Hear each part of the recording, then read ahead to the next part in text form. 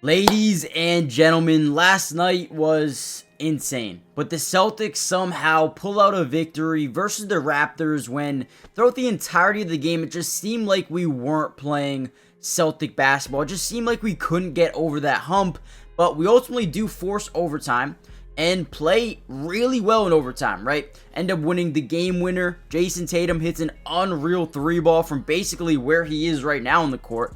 But what I wanted to do is kind of break down some film of overtime and show you how this went, how it played out, and why we were able to get this W. So right here, we're going to see him kick it over to Luke Cornett at the top of the key.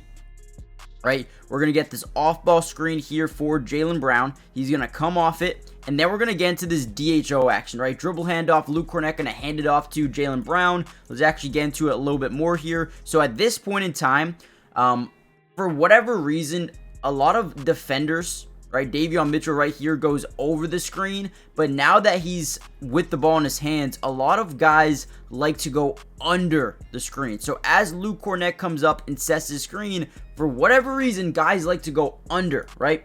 And that is exactly what we see here. So gets that initial screen, Luke Cornett's actually going to overcommit to this guy going under, right, which is huge. And then we're going to see a false step here by JB, okay? So what that false step does is actually make Jakob Poeltl, the switch defender, back up into his drop zone coverage, really trying to, not allow JB to get right into the paint. So he's going to take that initial step back, which is just a little bit more separation for JB, and he makes a really good shot here. Step back, little bit of a closeout here by Davion Mitchell, but nothing JB can't shoot over. Great play there by Boston, and a great play coming out to start overtime, man. I thought this was amazing. Thought this was a really good run play, and yeah, it worked out. So in this video, we're going to break down a ton of film of overtime, and I want to show you exactly how we were able to pull this one out. Before we dive into the video, if you want more Celtic film breakdowns, hit that like button. It is so important to the channel, and if we get this video up to 100 likes, we'll be dropping a part 2 in the next few days. So hit the like button, subscribe if you're new, join the family, and let's get right into the film. Now, I have never seen someone dominate us quite like Jakob Poeltl. I don't know what got into him. I don't know why he, pre-game took some Dirk Nowitzki juice. Whatever it was, dude, this dude was insane. But what they love to run, and if you watch the majority of this game, for whatever reason, we would actually switch everything, even when we'd have Peyton Pritchard in this high pick and roll with Davion Mitchell, right, and Jakob Poeltl, we'd switch it. So therefore, they'd get a mismatch with Jakob versus Pritchard, and that's how he got the majority of his points, right? But all game, they would run this high pick and roll. They'd have RJ Barrett come down. We'd be in this coverage where we don't want Barrett just getting into lane for an easy layup. So Luke Cornett would rotate over, forcing JB to have a late switch back to RJ Barrett. I mean, look at this, right? Get the screen. JB's got that late switch back over to RJ Barrett. Now we got the 2-on-1, and quite simply, great pass there by RJ Barrett, and Jakob Poeltl has a tough finish. I mean, all game long, it was this right here. High pick and roll, drives, it's it. You can't say anything else. It was just high pick and roll, and Jakob Poeltl absolutely demoralized us, right? Had a lot of little floaters. This dude is unreal. I don't know how much he finished with, maybe 35 or something crazy like that, but he was definitely the focal point of their offense. So here we go. This one, we got Jason Tatum driving into the lane. We all know that whenever Tatum drives in, we're going to draw multiple different defenders. But right here, Tatum don't care. He don't care, right? You even see Jakob Poeltl does rotate over, right? Gets a body on Jason Tatum as he drives in. But look at the finish here by JT, right? Driving. I mean, this finish is unbelievable. Drives into the lane, doesn't even see the basket, draws that body contact by Jakob Poeltl, which in my opinion probably could be a foul here. Throws up a layup, barely even sees the basket, no foul, and gets the bucket to go, man. What a play there by JT. And this was a big one, man. This was a big one. If you don't score here, they're up by 1. They have the ball, and they have a chance to go up by 3 or 4. So that was a huge bucket there by JT. Now, you know who was really tough to guard in this game for us for whatever reason?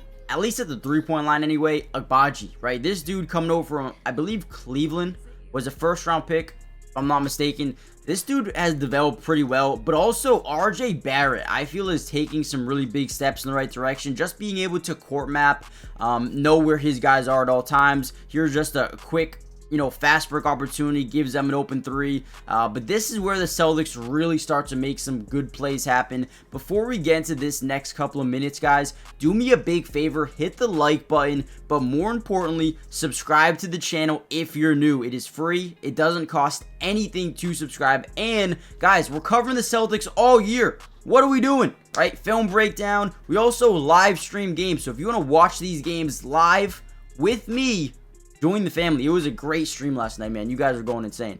But here we go.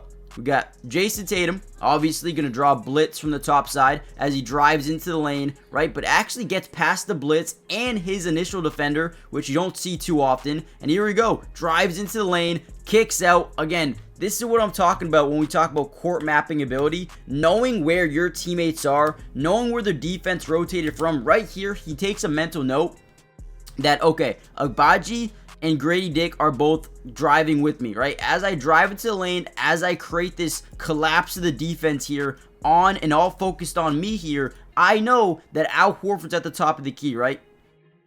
And maybe I can put Davion Mitchell in a really bad spot to cover both these guys here at the top. So Jason Tatum says, all right, drive in, draws even more help from Jakob Poeltl, and says, all right, beyond the back pass over to Al Horford. Now, unfortunately, Agbaji, guy we just talked about, really good player, gets back over to Jaylen Brown, but this is a very similar shot to what we saw versus the Pacers in the playoffs, right? We got closed out defender, and JB just says, I'm shooting over you. Gets it to go. What a shot. That is 2 threes in overtime by JB, who came up, insanely clutch in this game. But just like that, we're up by 2 with still a lot of game left to be played. And here we go. Again, high pick and roll. Now they got RJ Barrett in a mismatch versus Neemias Queta. RJ drives into lane, draws a little bit of body contact, and just like that, tie game. 123-123. Seems like we just couldn't stop them. Here we go. Now we get this screen. Whenever you're JB running off this screen, right, you need to make sure that your hip is basically touching Al Horford to make it even tougher for this guy to get around it, right? So I thought he did a really good job with that. JT, or JB I should say, gets fouled, right? I think that is a foul. Putting Jason Tatum in a spot where, okay, well, our play is dead. Now, I got to do something that I didn't really, not that he didn't want to do it, but he wasn't supposed to do it. This wasn't supposed to be a clear one-on-one pull-up shot for Jason Tatum. He looks at the clock real quick. He sees, okay, I got 4.9 seconds. We all obviously going to get a blitz from the top of the key by Davion Mitchell with 3 to go, right? Steps back. I mean, man, he just takes a deep 3 here. Man, you know what? It's crazy to me that he hits this shot. And if you guys remember the last shot of regulation, the shot that he missed was wide open. It was wide open from like the mid-range area, and he clunked it off the left side of the backboard. But then he comes back and answers with a shot like this, right? When the play goes wrong, playing off script is the most important thing in the NBA. Being able to make a play, off script. Man, what a shot here by JT. Just goes to his bag. That sidestep 3, hand in his face. Great defense, but man, demoralizing if you're the Toronto Raptors, man. They played a great game, and they don't even have Scotty Barnes. They don't have Emmanuel Quickly. I like this Raptors team, man. RJ Barrett, Grady Dick, Jakob Poeltl, Davion Mitchell, Agbaji. They've got a lot of really good players. Chris Boucher made a couple of big-time shots as well. Credit to the Raptors, man. They played a great one. But we won, so big win. But Tuesday is going to be even bigger, man. We're 11-3. Let's go to 12-3 this year. So Tuesday, make sure you guys come to the live stream. Hit the like button, subscribe, join the family, and I'll see you guys for the next update. Peace.